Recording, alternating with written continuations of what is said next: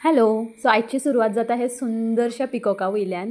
खूब पयसल्यान व्हिडियो काडलो, सो इल्लोसो झूम केलो ताका आनी तुमकां हांव दाखोवंक सोदतां. हो पळय तुमी पळोवंक शकता, स्लोली स्लोली तो भितर वयता. अशें खूब फाटी दिसतात ते, बट अनलक्कीली न्हू, एक तर हांव व्हिडियो काडपाक पावना, नाजाल्यार हांव टॅरसार आसता आनी मोबायल म्हाज्या हातीन नासता. अशें कोइन्सिडंटली दिसतात ते.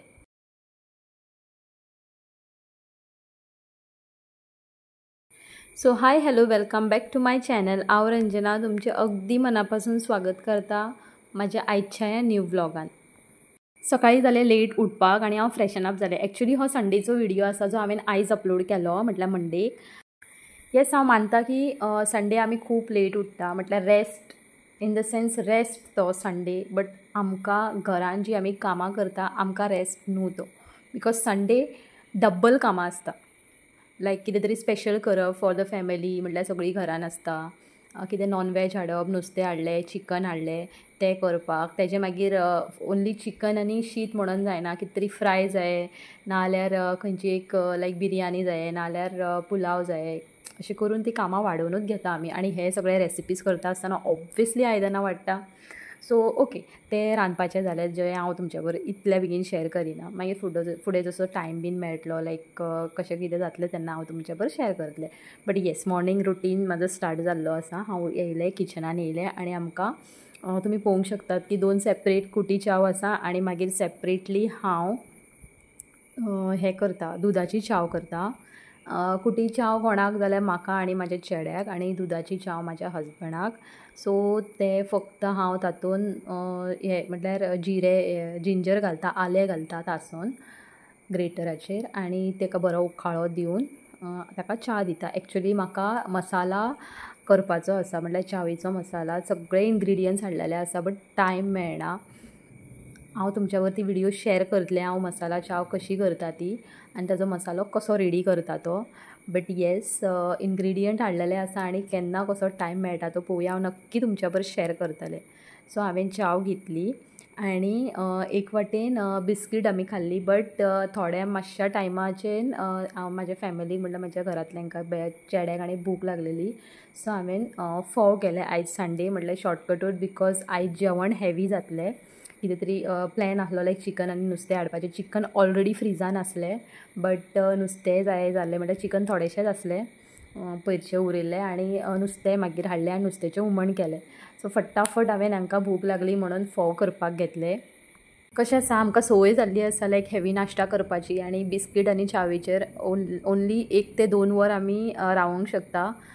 ही म्हाज्या घरांतल्यांचीच प्रॉब्लम ना, बट म्हाजीय प्रॉब्लम आसा, रोखडी भूक लागता. सो ताका लागून हांकां भूक लागली म्हणटकूच हांवें फटाफट झटपट अशें नाश्ता जातलें म्हणून हांवें फोव घेवपाक रेडी केलें.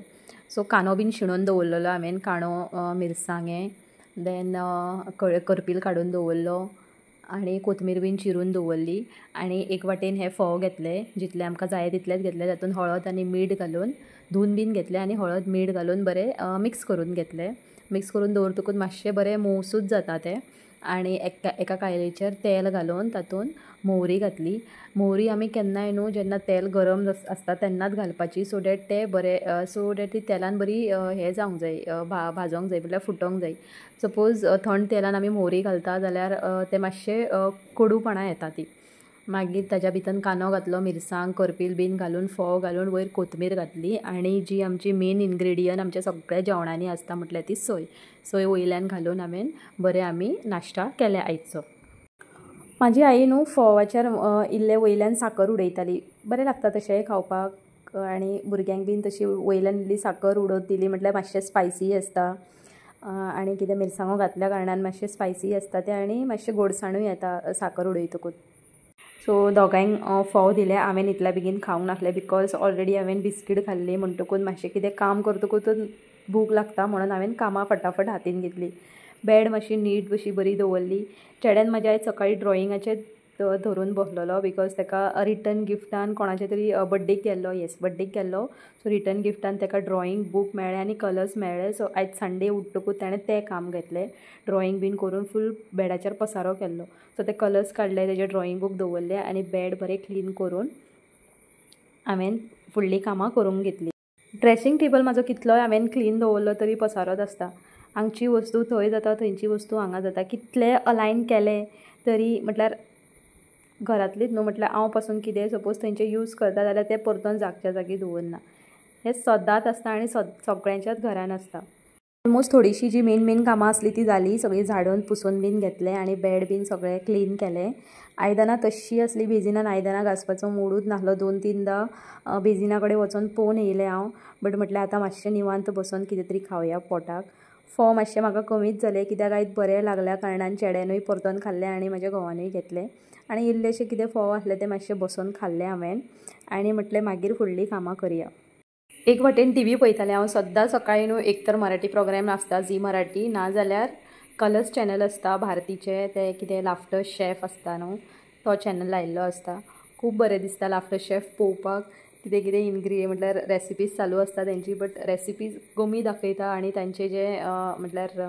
लाफ्टर आसता तें चड दाखयता सो मातशें मायंड बीन फ्रेशन अप करपाक तें पळोवपाक खूब बरें दिसता सो आयच्या दिसा खातीर इतलें फाल्यां परतून मेळया एका न्यू व्लॉगान टील देन बाय